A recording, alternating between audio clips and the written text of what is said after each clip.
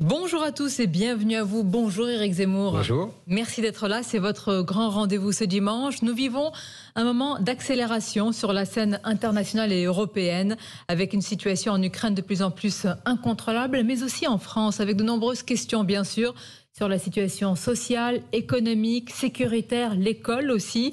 Notre pays, confronté à de nombreux défis, cherche encore la parade. Alors y a-t-il des raisons d'espérer un sursaut salutaire malgré votre diagnostic du grand endoctrinement ou bien la situation est-elle selon vous irrécupérable? Pour vous interroger sur tous ces sujets, mes camarades, Nicolas Barré des Échos, bonjour à vous Nicolas. Bonjour Sonia. Et le penseur et sociologue Mathieu Bock-Côté, bonjour Mathieu. Bonjour. Éric Zemmour, la situation en Ukraine reste instable et inquiétante. L'explosion sur le pont de Crimée a ajouté à cette angoisse d'escalade. Certains jugent que le monde n'a jamais été aussi près d'un conflit nucléaire depuis la fameuse crise des missiles de 62. Joe Biden parle même, alors c'est un risque, d'apocalypse nucléaire. Est-ce que c'est aussi votre avis, votre analyse? C'est très difficile de répondre à cette question. On espère tous que non, évidemment. On peut penser que les responsables russes et américains, d'ailleurs, ont l'habitude de gérer les problèmes nucléaires. Et on sait bien que ça doit rester dans l'ordre de la dissuasion. Bon, maintenant, c'est vrai que la logique de guerre que nous a apprise Clausewitz il y a longtemps, c'est la montée aux extrêmes. Donc on est entre cette montée aux extrêmes traditionnelle. On voit bien là qu'il y a encore une étape supplémentaire avec le pont de Crimée qui a été attaqué. Et en même temps, le plafond nucléaire, on sait qu'on ne doit pas aller jusque-là. Donc comment on fait entre les deux? Est-ce que les Russes vont finir par utiliser du nucléaire dit tactique? On n'en sait rien tout ça en fait. Vous savez, je pense que là, la situation est grave parce que il y a eu un mauvais diagnostic. Alors j'ai dit longtemps pendant la campagne et après pourquoi je pensais qu'on avait eu tort de ne pas donner les assurances à Poutine que l'Ukraine ne rentrerait jamais dans l'OTAN. Mais cette histoire est révolue, elle est passée. Aujourd'hui, on voit bien toutes les erreurs stratégiques et tactiques qu'a commises Vladimir Poutine. Et il a d'abord sous-estimé l'armée ukrainienne, même le sentiment patriotique ukrainien, qui s'est, on voit bien, forgé dans cette guerre. Comme souvent dans les guerres d'ailleurs, on se souvient de l'Allemagne face à Napoléon, on se souvient même des Palestiniens face aux Israéliens. Il y a un sentiment national qui se crée dans les guerres. Et là, on voit bien qu'il y a un sentiment national ukrainien qui s'est forgé dans les guerres. Et par ailleurs, Poutine a surestimé sans doute la force de son armée et même il a sous-estimé la résistance des Européens. Il n'a pas compris que les dirigeants européens étaient beaucoup plus soumis à leurs opinions, paradoxalement, qu'à leurs intérêts. Il a perdu le contact avec le réel, en quelque sorte? Vous savez, est-ce qu'on a perdu le contact avec le réel? Je n'en sais rien. En tout cas, il a fait des mauvaises analyses. Voilà, vous savez, le réel, après, on voit au fur et à mesure. S'il avait gagné en 3 jours, on aurait dit il avait tout compris, etc. Mais l'envers de la montée aux extrêmes, c'est la recherche potentielle de la paix. Or, certains diront qu'en ce moment, il n'y a pas de paix possible s'il n'y a pas de changement de régime. Partagez-vous cette analyse? Je pense que cette analyse est conduite, alors là, vraiment à l'apocalypse. C'est d'ailleurs étonnant parce qu'on voit des gens qui sont plus anti-poutiniens qu'ils ne furent anti-communistes. C'est-à-dire que jamais, au temps de l'affrontement dans la guerre froide, évidemment, les gens n'ont demandé, même les plus anticommunistes qui soient, ont demandé le changement de régime communiste. Il leur est venu par miracle, si j'ose dire. C'est les Russes et les Soviétiques qui ont aboli ce régime. Ce ne sont pas les Occidentaux qui l'ont demandé, qui l'ont obtenu. Et là, on dit, si on ne peut pas y avoir de paix s'il n'y a pas changement de régime. Évidemment que ce n'est pas du tout dans la tradition française. La tradition française ne connaît pas les régimes, elle connaît les États. Donc d'ailleurs, Emmanuel Macron le fait. D'ailleurs, Emmanuel Macron le fait. Vous avez vu, il est dans cette logique française. Il garde le contact avec Poutine, même s'il se fait remonter les bretelles par les pays de l'Est et par les Américains. Il le fait. Le problème, c'est qu'il ne va pas plus loin que ça. Mais il le fait parce qu'il est dans cette logique. Il y a évidemment, ça serait une folie que d'exiger le changement de régime pour obtenir la paix. Si on ne peut pas l'exiger, il faut l'obtenir, ce changement de régime. Que reste-t-il? Est-ce que les Occidentaux doivent pousser l'Ukraine à accepter le sacrifice des territoires de l'Est que la Russie vient d'annexer? Vous savez, dans cette histoire, c'est la guerre qui va décider. D'ailleurs, c'est toujours comme ça dans l'histoire. c'est la guerre qui tranche. Est-ce que l'armée russe va, j'ai vu qu'elle avait changé de commandant en chef, etc. Bon, est-ce qu'ils vont réussir à reprendre l'offensive et à repousser les assauts de l'armée ukrainienne, ou au contraire, est-ce que l'armée ukrainienne va continuer à l'emporter et d'ailleurs, ça pourrait régler... Pardon ? Ça dépend aussi des livraisons d'armes, de l'aide américaine. Oui, mais de toute façon, vous avez vu que l'aide américaine est colossale. L'aide américaine est colossale. Vous avez un doute sur l'issue de la guerre ou... Non, je n'ai pas. Je vous dis non. C'est ça qui va trancher, c'est ça qui va choisir. On ne peut pas choisir à la place de la guerre, si j'ose dire. C'est pas nous qui allons décider. D'ailleurs. La défaite de la Russie, la défaite totale de la Russie, qui rappellerait la catastrophe pour les Russes de la défaite face aux Japonais en 1905, qui avait fini au long cours par entraîner la chute du tsar. Donc vous voyez, c'est lié, la défaite militaire et la chute du régime. Qui va s'écrire. Exactement. Vous avez déjà confessé avant l'invasion une certaine sympathie pour la critique que Poutine faisait de l'Occident. En tous les cas, vous avez un discours parfois très dur sur l'Occident. Poutine a cette rhétorique d'un Occident affaibli, décadent. C'est peut-être justement pour revigorer les sentiments nationaux. Qu'est-ce que vous avez pensé de cette charge ? J'ai vu son discours, son long discours. J'ai trouvé ça intéressant comme observateur français, parce qu'après tout, nous, on est français, on regarde ça de l'extérieur, parce qu'il a fait pour nous un discours à la fois de gauche et de droite. C'est-à-dire qu'il a tenu un discours anticolonialiste. On pourrait dire que c'est plutôt un discours de gauche sur la tradition, si j'ose dire, colonialiste occidentale, en oubliant d'ailleurs que lui-même et les Russes avaient une très grande tradition coloniale, et pour cause. Et par ailleurs, il a fait une critique qu'il a effectivement est la mienne. Vous avez tout à fait raison. Il y a pas de. C'est la critique de la décadence occidentale par l'islamisation, par les woke surtout. Par le développement de cette idéologie woke, de cette religion woke, qui privilégie toujours les minorités sur la majorité, qui privilégie toujours un discours anti-homme blanc hétérosexuel, qui manifestement affaiblit l'intelligence occidentale, parce que cette religion woke a d'abord pris dans les universités et est en train ça veut dire qu'il a touché là où ça fait mal ? Exactement.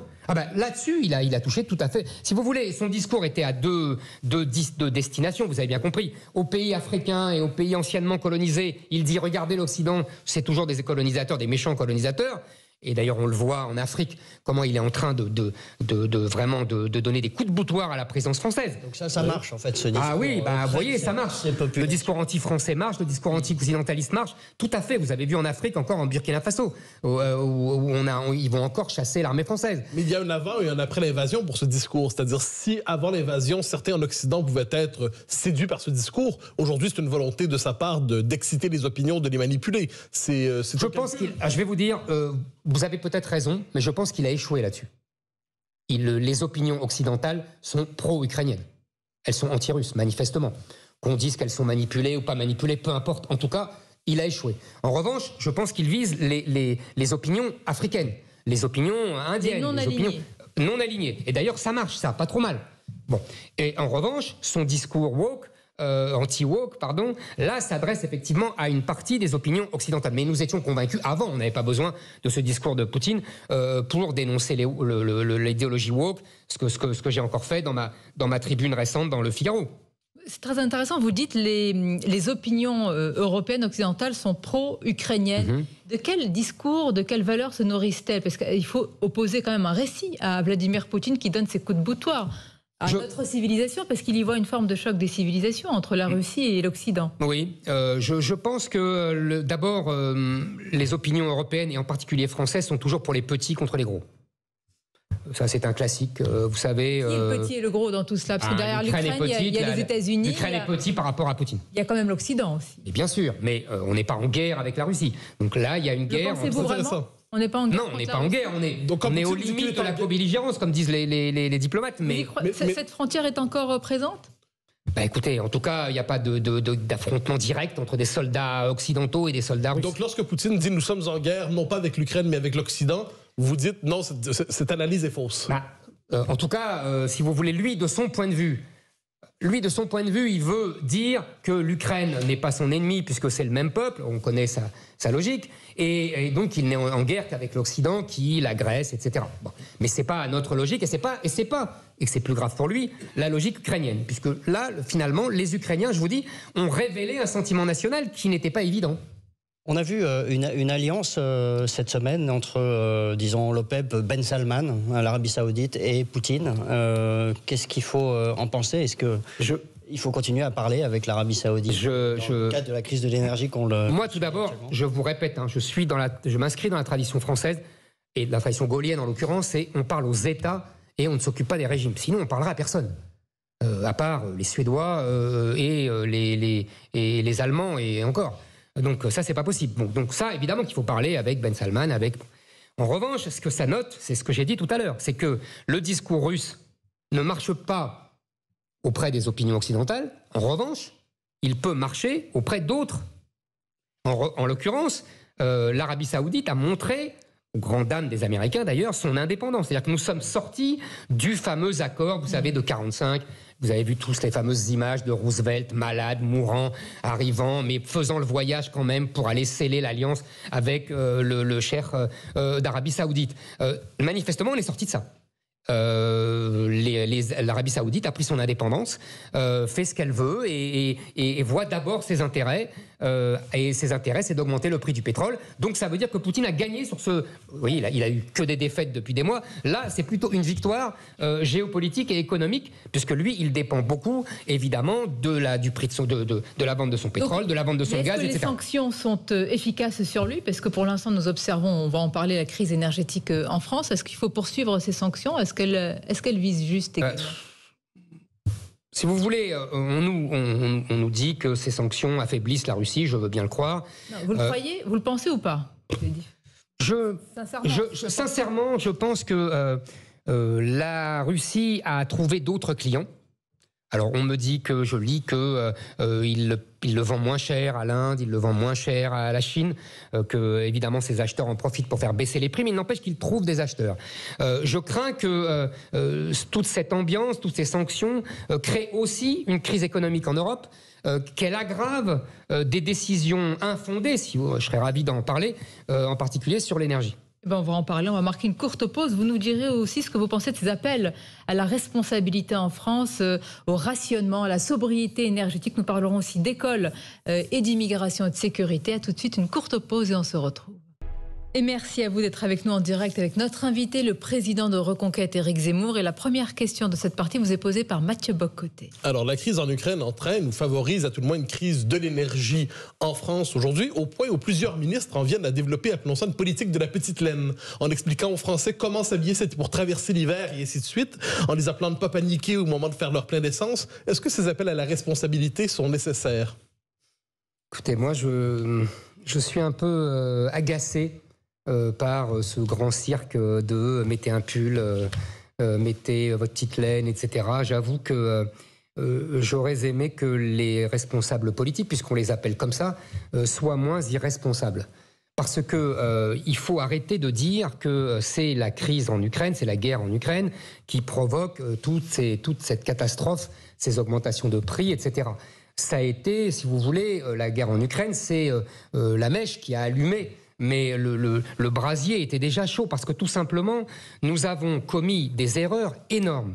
Je vais très vite, mais parce que c'est des problèmes techniques. Mais l'Europe nous a imposé un système au nom de la concurrence libre et non faussée, avec une fausse concurrence, avec un faux marché et avec des fausses entreprises. Elle a imposé à EDF de vendre une partie de son énergie nucléaire à un prix ridicule pour permettre à des entreprises parasites en vérité, qui sont venues acheter, qui l'ont revendu 10 fois plus cher. De quel droit ils ont pris ce bénéfice? Ces gens n'avaient rien fait, n'avaient rien investi. C'est EDF, c'est le capital public en plus. Bon. Ensuite, on nous a branché, les génies de la Commission européenne nous ont branché le prix de l'électricité sur le prix du gaz. Et quand le prix du gaz a explosé, alors là, à cause de la guerre en Ukraine et du conflit avec la Russie, le prix de l'électricité a explosé aussi. Il a été multiplié par 10, par 100, c'est complètement fou. Alors qu'on avait on avait, avec le plan nucléaire des années 70, le moyen de protéger notre autonomie et de protéger notre souveraineté. La guerre en Ukraine a bon dos aujourd'hui ? Oui, la guerre en Ukraine a bon dos pour dissimuler les graves erreurs de nos dirigeants depuis 20 ans qui ont accepté l'idéologie européenne alors qu'ils devraient protéger notre souveraineté et nos intérêts. Et deuxièmement, qui ont négligé, et ça Emmanuel Macron est vraiment coupable avec François Hollande, son prédécesseur, la filière nucléaire. Vous parlez de Fessenheim, mais aujourd'hui, qu'est-ce qu'on fait ? Et pas seulement. Mais aujourd'hui, vous, aux responsabilités, qu'auriez-vous fait ? Est-ce que vous n'auriez pas quand même tenu ce discours de responsabilité, sans aller peut-être jusqu'à conseiller des cols roulés, mais j'adore les cols roulés, c'est pas le problème. Vous allez les adopter, mais sur la sobriété énergétique, c'est vraiment aussi ridicule que vous ne le dites. Mais on peut dire qu'il faut économiser l'énergie, mais je trouve que c'est mal à propos. Parce que, si vous voulez, il faudrait que les dirigeants, d'abord, reconnaissent leurs fautes. Et après, on peut dire aux Français, faites attention, etc. Dans les années 70, quand il y a la crise du pétrole, on dit aux Français, ne gaspillez pas, la lutte contre le gaspillage, vous vous souvenez, etc. Mais en même temps, on établit un programme nucléaire extraordinaire qui, en 10 ans, va soulever de terre 58 centrales nucléaires. Vous voulez une sorte d'inventaire ? Oui, absolument, d'inventaire sur le nucléaire, oui, et l'énergie en général. C'est les dirigeants français et les dirigeants européens qui ont fait n'importe quoi. Et pour l'avenir, il faudrait annoncer, par exemple, pour compenser ce discours sur le rationnement, dire on sort de l'Arenh. L'Arenh, c'est le système dont j'ai parlé tout à l'heure. Il faudrait prendre des mesures radicales, défendre les intérêts français. Sur Emmanuel Macron. C'est en train d'être fait. C'est un virage. C'est en train d'être fait. Ça fait des mois qu'on m'annonce ça. Oui. Sur l'essence, là, sur cette théorie d'essence qui inquiète beaucoup, on voit que la CGT est en pointe dans ce conflit. Est-ce qu'au-delà du cas de Total, est-ce que vous considérez qu'il y a réellement un problème de salaire en France ?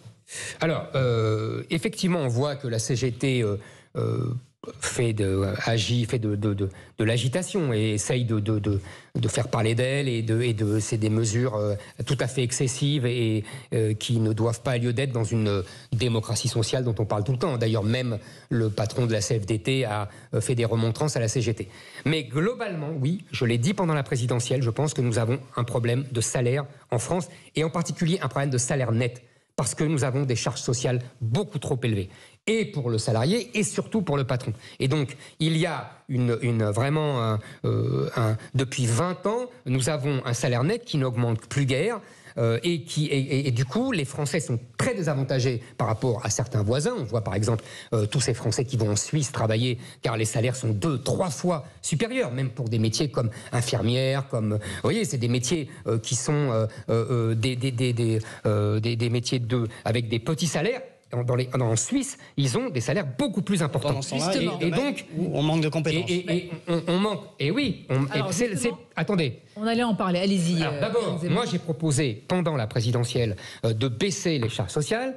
On pouvait baisser les charges sociales en cessant de nourrir la bête de notre État-providence qui soigne le monde entier, qui dépense un argent fou dans l'assistanat et en particulier en limitant la protection sociale aux Français. En tout cas les aides non contributives, et j'avais proposé aussi un développement de la participation, etc.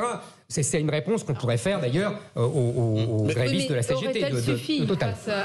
Aurait-elle suffi face à l'ampleur de ce défi ? En tout cas, c'était l'une de vos propositions. Vous parlez de ces métiers, infirmières et tant d'autres. Justement, dans Le Parisien ce matin, l'ancien Premier ministre Édouard Philippe évoque ces métiers-là qui sont souvent mal pourvus. Il dit que les quotas d'immigration par profession sont envisageables et légitimes, qu'on a besoin de compétences, il affirme-t-il. Que pensez-vous de... Pourquoi vous dites... Non, parce que c'est... Parce que ça me plaît, c'est un sourire, si vous voulez, triste. C'est un sourire jaune. Vous avez compris, ça fait les gens comme Édouard Philippe, en vérité, veulent toujours plus d'immigration. Les gens comme...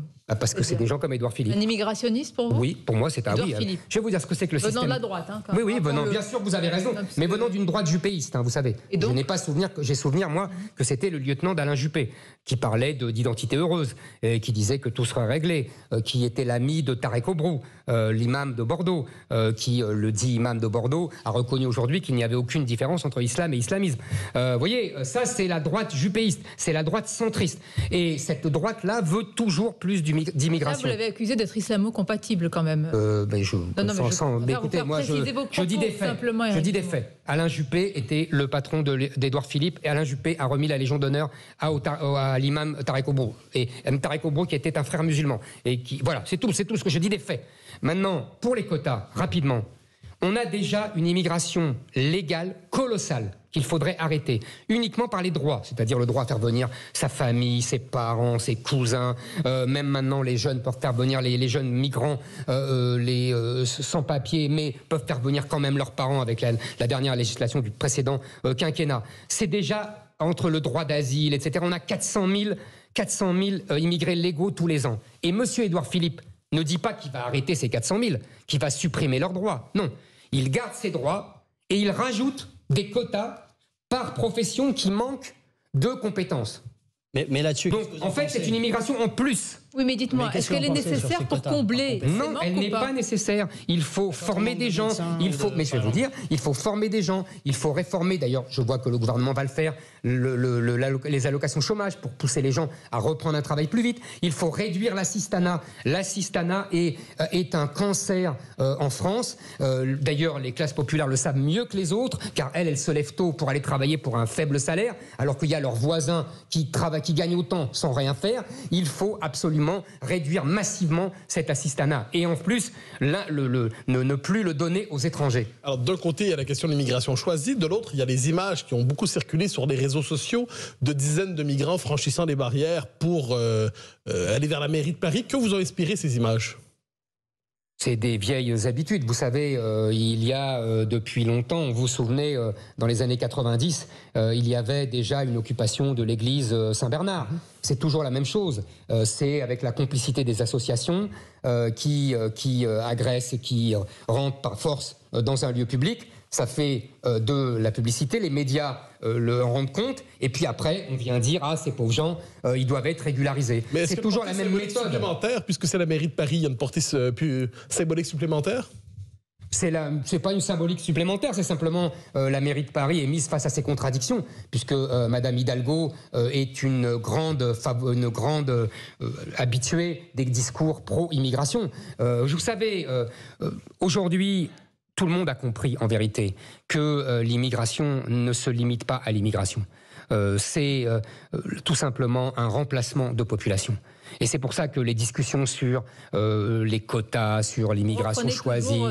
Mais bien sûr, on le voit bien aujourd'hui. On voit bien qu'aujourd'hui... mais on le voit bien qu'aujourd'hui, notre pays est en phase à un immense bouleversement. Un immense bouleversement de population et avec des mœurs différentes, avec une violence inouïe. Je pense, moi, que la violence n'est pas de la délinquance, ce ne sont pas des faits divers, comme on dit dans les médias. J'ai utilisé le mot de francocide. C'est-à-dire que je pense que les meurtres de Français, les vols de Français, les viols de Françaises, les agressions, tout cela doit être politisé. C'est-à-dire que c'est conscient, c'est-à-dire qu'on vise exprès des Français. Oui. Vous savez, je vais vous donner 2 chiffres rapidement. Dans les transports en commun d'Île-de-France, 70% des vols sont subis par des Français et 70%, le même chiffre, sont faits par des étrangers. Pareil pour les viols dans les transports. Il y a 83% des femmes violées qui sont françaises et plus de 60% des violeurs qui sont étrangers. Et je ne vous parle pas du reste des autres qui, en vérité, sont français, mais on sait que pour la plupart, ils sont issus de l'immigration. Quand je dis cela depuis des années, aujourd'hui, je pense que nous devons globaliser, nous devons politiser cette histoire, c'est-à-dire que nous devons comprendre que ce qu'on appelle des faits divers, ce qu'on appelle la délinquance, n'est que le bras armé d'une colonisation et d'un remplacement de population. On va continuer à en parler parce que vous vous doutez bien, évidemment, et vous le savez depuis la campagne, que ces propos suscitent beaucoup de réactions. Et pour cela, on va parler aussi de l'école. C'est de là que tout vient, évidemment. Une pause et on se retrouve. Et notre invité en ce dimanche, le président de Reconquête, Éric Zemmour. Vous venez de citer en quelques minutes, juste avant la coupure. Éric Zemmour, deux termes, j'allais dire, qui suscitent beaucoup de crispation, qui sont qualifiés de fantasmes par beaucoup. Vous avez dit remplacement et le terme de colonisation, sans citer le francocide. Je vous parle de ça parce qu'un député écologiste, Benjamin Lucas, propose une taxe anti-Zemmour. Autrement dit, à chaque fois que vous allez prononcer des propos qui peuvent tomber sous le coup de la loi, eh bien, ce sont les médias, autrement dit aussi les incarnations, nous-mêmes, qui vont payer cette taxe si vos propos, évidemment, tombent sous le coup de la loi et que vous êtes condamné. Vous avez déjà été. Écoutez, cette histoire ne va que dans toujours plus de sens, de censure, de privation de liberté au nom de discours de haine. Il faut rappeler les choses. En 2 mots, j'ai été condamné il y a 10 ans pour avoir dit que la plupart des trafiquants de drogue étaient arabes et noirs. Je ne crois pas que la réalité me démente. Le ministre de l'Intérieur lui-même, M. Darmanin, fait maintenant le lien entre délinquance et immigration. Vous reconnaissez qu'il y a une nuance entre ce qu'il dit et pas vraiment, moi je voulais dire, c'était dans une... condamnation. Non, c'est pas vrai, il n'y a pas de différence. Je voulais dire que il y avait un lien direct entre l'immigration et la délinquance, qu'on appelle la délinquance, qu'encore une fois, moi je ne veux plus appeler de délinquance. J'ai vu la semaine dernière un grand article dans Le Monde, le journal Le Monde, qui reconnaît que tous les trafiquants de crack, ou en tout cas la plupart des trafiquants de crack, sont sénégalais.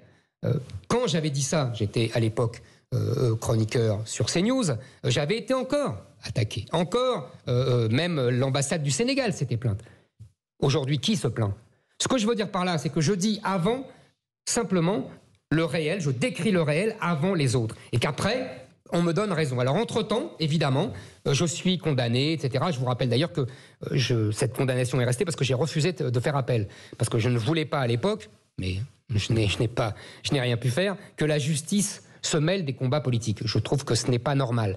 Mais passons sur cette question-là. Vous voyez, moi, je continuerai à dire le réel parce que le réel me donne raison. Et que nous sommes effectivement dans une situation gravissime. Notre pays est en danger et nous vivons le passage d'une civilisation vers une autre. Ça nous amène à l'école. Et la réalité, est-ce que vous la noircissez ou est-ce qu'elle est telle que vous la décrivez? Vous avez publié une tribune avant-hier expliquant que l'école est désormais un enjeu civilisationnel et qu'elle est soumise au wokisme, à l'idéologie du wokisme. Vous ne croyez pas que les enseignants soient les premiers adversaires justement de cette idéologie, qui sont des remparts, des garde-fous aujourd'hui? Ça dépend. De quoi? Ça dépend des enseignants. Il y a beaucoup d'enseignants qui, vous avez raison, ont une vision traditionnelle de leur métier. Je dis ça en termes glorieux, qui veulent transmettre leur savoir, qu'ils aiment leur matière et qu'ils sont d'ailleurs prisonniers d'une idéologie pédagogiste qui les en empêche. Et puis, il y a pas mal de professeurs qui ont basculé vers l'extrême gauche, vers la France insoumise.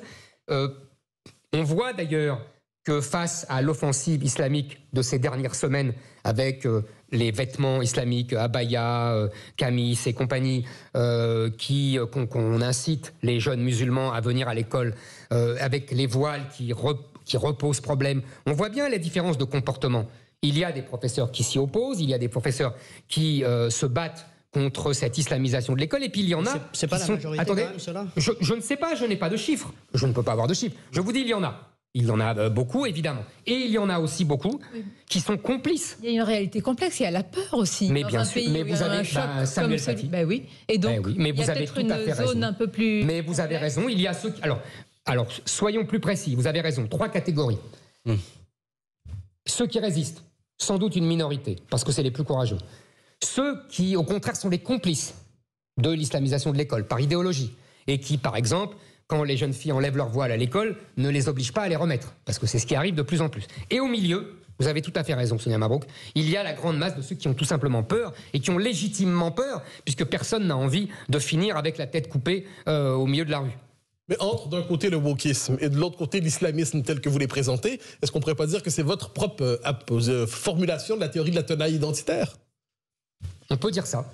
On peut dire qu'effectivement, l'école aujourd'hui est prise en tenaille identitaire entre, d'une part, l'islamisation, et d'autre part, l'idéologie woke qui défend les minorités. Il y a une alliance objective entre ces deux mouvements. Je ne me fais pas d'illusions. Ils s'affronteront plus tard. Mais en attendant, ils sont alliés contre tout ce qu'on pourra appeler l'école française, tout simplement. Un exemple précis, Éric Zemmour, vous évoquez dans votre tribune la situation de ces enseignants à qui on demande d'utiliser le pronom inclusif, réclamé par les enfants transgenres, ou même qui réclament qu'on change leur prénom pour l'accorder à leur nouvelle identité de genre. Mais que devrait vraiment faire un enseignant dans une classe si un enfant, parce qu'on parle bien d'enfant, qu'il soit transgenre ou pas, peu importe, demande cela? Écoutez, ce n'est pas aux professeurs de régler ça. C'est à l'éducation nationale. Et c'est donc au gouvernement. Et je suis très frappé par une chose, c'est qu'il y a une complicité de l'État avec cette idéologie woke. Il y a eu d'abord une circulaire du prédécesseur de M. Pap Ndiaye. Donc il n'a pas attendu M. Pap Ndiaye.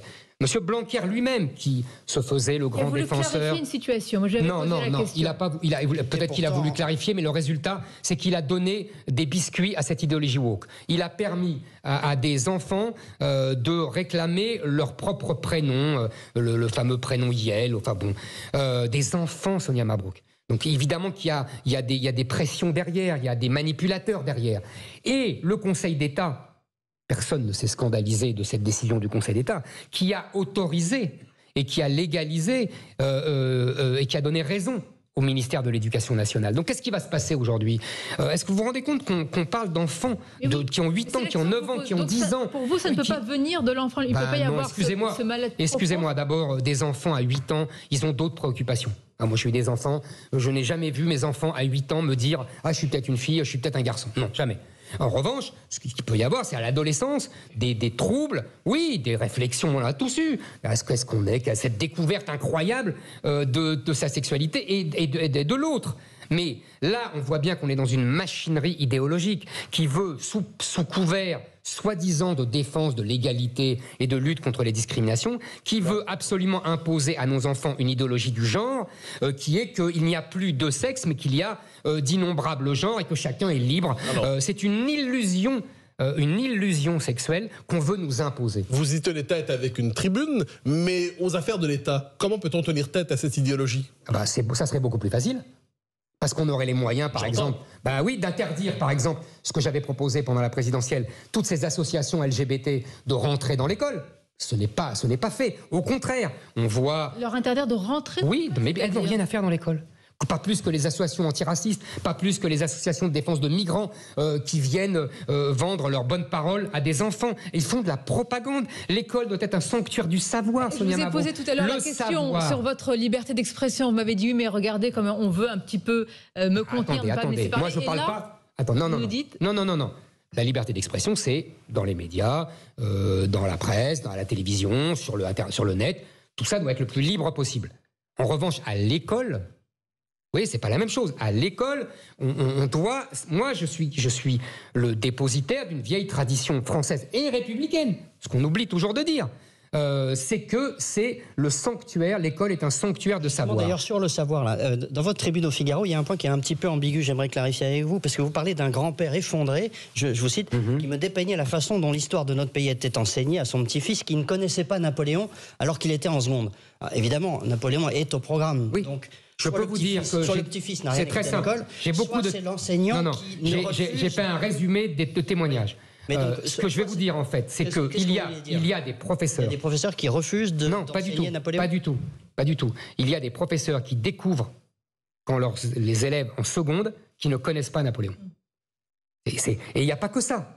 Je veux dire, vous sous-estimez, mais comme moi d'ailleurs, on est tous d'une autre génération, mais vous sous-estimez l'abîme d'ignorance qui s'est répandue dans l'école française. D'ailleurs, on le voit aux classements internationaux. On est devenu nul. On est au niveau de la Bulgarie. Dans les pays de l'OCDE, on est 23e sur 27. Mais est-ce que vous vous rendez compte en français comme en mathématiques, on est devenu nul. Il faut en prendre conscience. Il y avait de bonnes et de belles choses, mais je crois que vous allez m'opposer sûrement un argumentaire. Je veux dire qu'il y a quand même un prix Nobel. Un prix Nobel français? Oui. Mais vous voulez dire de littérature? Bien sûr. Oula. Oui. Et de physique. Alors là, je ne me permettrai pas de juger. Ce physicien est sûrement très brillant. Nous parlions de savoir d'écriture, de langage. Littérature, Annie Ernaux. Je ne suis pas... Moi, j'ai lu Annie Ernaux. dans ma jeunesse, j'ai lu La Place. Oui. J'ai lu La Place dans les années 80, je me souviens très bien. Je dois avoir le livre Vous quelque part. reconnaissez un talent d'écriture? Non, bah justement, c'est ça mon problème. Ni talent d'écriture, ni... D'abord, c'est ennuyeux. Enfin, moi, ça m'a ennuyé. Après tout, ça peut intéresser des gens. Ça m'a ennuyé et je trouve qu'elle n'a pas de talent d'écriture. D'ailleurs, c'est intéressant, j'ai lu beaucoup de papiers. Même les turiféraires d'Annie Ernaux reconnaissent que son style est plat et ennuyeux. Mais ils en font une espèce de titre de gloire. Ils disent, mais c'est fait exprès, c'est contenu, c'est une prose contenue, etc. Moi, je me méfie quand on commence à dire... Il y a aussi l'engagement féministe, néo-féministe. Et comment expliquer ce prix Nobel alors? Ben, simplement que le jury Nobel est on le sait, très à gauche.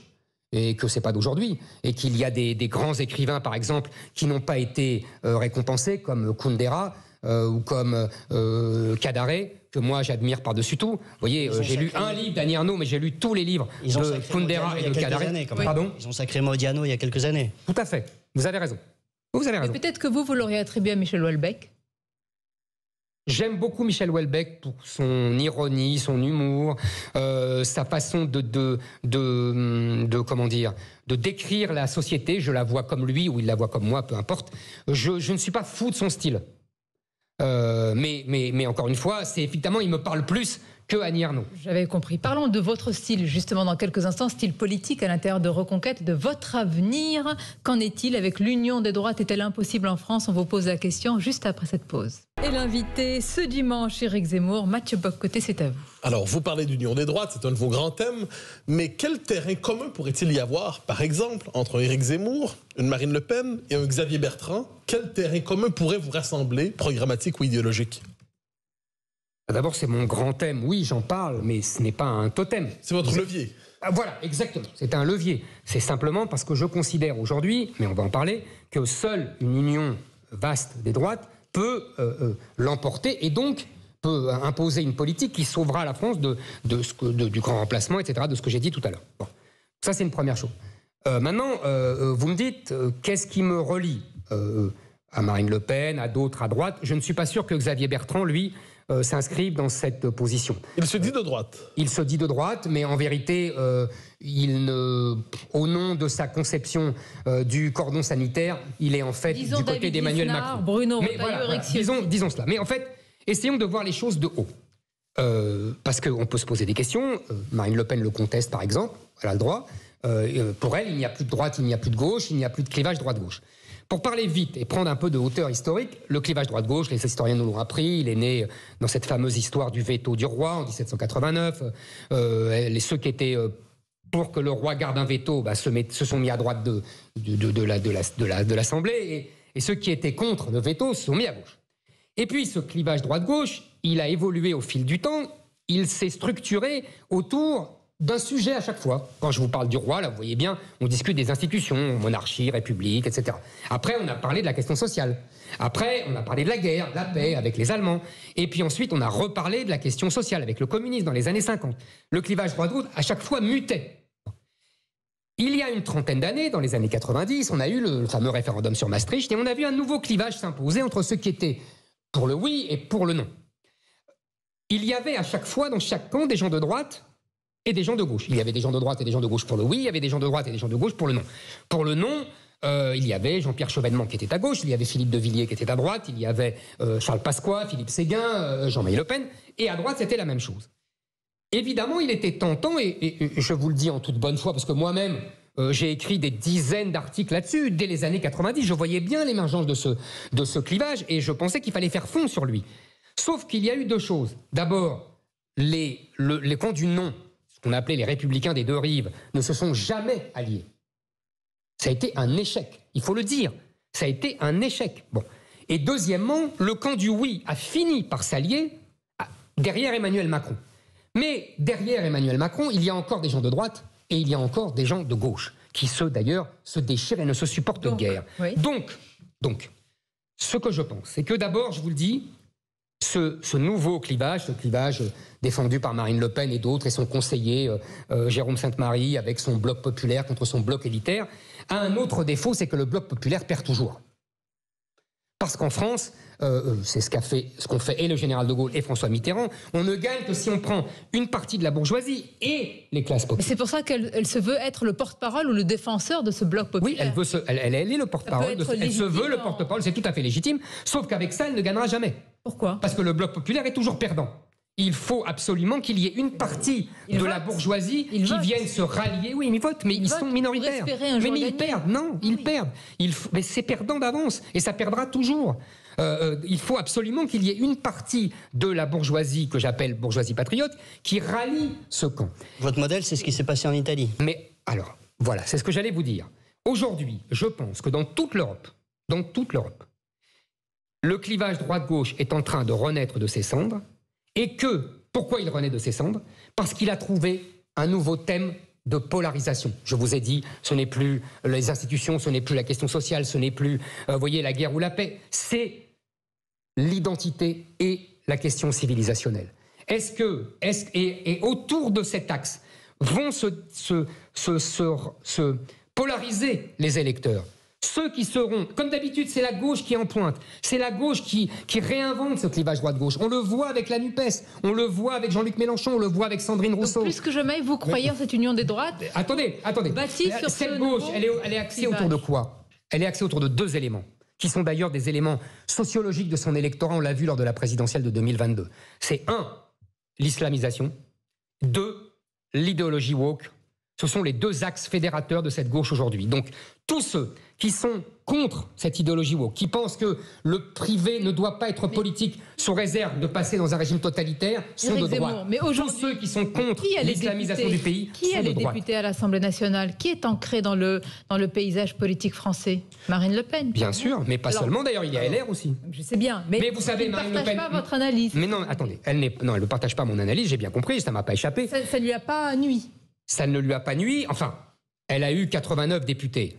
Elle a eu beaucoup de chance, elle le reconnaît elle-même. Mais 89, vous savez, pour avoir la majorité à l'Assemblée, il faut 289. Donc sa stratégie n'est peut-être pas aussi victorieuse, même si elle a eu les premiers bénéfices. Donc, ce que je veux dire, pour revenir sur l'Italie, effectivement, dans toute l'Europe aujourd'hui, est en train de se forger une nouvelle droite autour des questions identitaires. Vous avez vu la campagne de Meloni qui s'est incarnée par sa fameuse déclaration « Je suis une femme ». Je suis chrétienne, je suis une mère et je dis non à l'idéologie woke, LGBT et à l'islamisation du pays. Je pense que c'est exactement c'était exactement l'axe de ma campagne présidentielle, sauf que je n'étais pas une femme. Je pense donc qu'aujourd'hui, la droite et la gauche va se reforger, va se refonder autour de cet axe. Alors, parlons Reconquête, il reste quelques minutes. La prochaine échéance pour Reconquête, en fait, ce sont les élections européennes. Est-ce que l'avenir de votre parti se joue aux européennes? Écoutez, je pense d'abord qu'il se joue à court terme, là, dans ce que nous faisons. Parce qu'il faut dire, j'ai parlé beaucoup du combat des idées, du combat des mots, j'ai parlé de francocide, de grand endoctrinement, ça c'est, je dirais, mon registre habituel. Mais il y a un autre registre qui ne m'est pas habituel et qui est le registre de Reconquête, qui est le thème de l'action. Qui, par exemple, a pour lancer la campagne à Calac, vous savez, dans ce petit village breton, contre l'imposition de migrants dans ce petit village. Reconquête. Qui a manifesté contre le déboulonnage des statuts? Attendez, des statuts... Mais ça, c'est comme un mouvement politique. Justement, attendez. Qui a milité et contre le déboulonnage de la statue dans les Sables d'Olonne, de Saint-Michel, la statue de Saint-Michel? Oui. Reconquête. Qui a empêché... Attendez, oui, c'est des militants. Oui, mais attendez. Vous êtes bien placé pour savoir qu'il faut un chef. La question qui se pose à le chef, c'est moi. C'est l'élection. Vous êtes sûr? Il me semble. Certains y voient peut-être une autre ambition. Est-ce qu'elle s'entrechoque avec la vôtre, Marion Maréchal? Écoutez, non, franchement, Marion Maréchal est une femme formidable. Je l'aime beaucoup. Elle est de grande qualité. Il y a beaucoup de gens de grande qualité autour de moi. Il y a Marion Maréchal, il y a Guillaume Pelletier, il y a Nicolas B. C'est pas la question que je vous ai posée. Est-ce que c'est votre dauphin? Mais c'est ma réponse. Est-ce que vous dirigerez la liste de Reconquête aux européennes? Et on verra. Pour l'instant, je ne m'interdis rien. Cela est très possible. Vous savez, les ambitions sont tout à fait légitimes. Hein. C'est normal en politique. Jusqu'où? Jusqu'à contester le chef? Mais je n'ai pas, moi, l'impression que Marion Maréchal ne me conteste. Au contraire, nous vivons dans une ambiance tout à fait sereine. Ce que je veux dire, pour reprendre... Vous êtes en train de me dire tout va bien, Madame la Marquise. Mais oui, tout va bien, Madame la Marquise, mais il n'y a pas... Le feu brûle, mais... Non, le feu brûle ailleurs, parce que vous ne m'avez pas laissé finir. Je pense que Reconquête doit aussi être dans l'action de tous les jours. C'est-à-dire que nous devons montrer notre utilité. Par exemple, regardez, pour l'école, qui a alerté sur l'effondrement de l'école et sur l'islamisation, l'offensive islamique à l'école? Reconquête. Qui va manifester la semaine prochaine en mémoire de Samuel Paty et contre l'islamisation de l'école? Reconquête. Qui a empêché également la visite de mosquées pendant la journée du patrimoine? Reconquête. Vous voyez, je pense que Reconquête doit être sur le terrain en permanence. Je n'ai pas besoin de vous poser ma dernière question. Vous avez répondu. Candidat pour 2027. C'est pas grave, vous savez, c'est loin 2027. Je pense les européennes, c'est plus près. Vous nous avez les européennes, c'est plus près. C'est loin tout ça, les échéances. Moi, j'essaye de construire un parti. Nous avons un parti dynamique, un parti qui continue à avoir des adhésions. Donc, l'action politique, je vous l'ai définie. Nous devons marcher sur nos deux jambes. Les idées, le combat des idées et l'action sur le terrain. Nous devons être le moteur de la droite. Et il faut que les électeurs comprennent que s'ils veulent cette union des droites dont nous parlions, il faut voter pour Reconquête. D'ailleurs, ils commencent déjà à le comprendre. Vous avez vu l'élection partielle récemment où Mme Trochu, qui est la présidente des conservateurs, qui est une alliée de Reconquête, a obtenu 20% à Versailles. C'est pas rien, 20%, alors qu'il y avait un candidat RN, un candidat LR et un candidat En Marche. Merci Éric Zemmour d'avoir été notre invité ce dimanche. Je remercie également mes camarades, évidemment Nicolas Barré et Mathieu Bocoté. À dimanche prochain. Dimanche prochain, notre invité, ce sera le ministre Gabriel Attal. Bon dimanche et à très bientôt.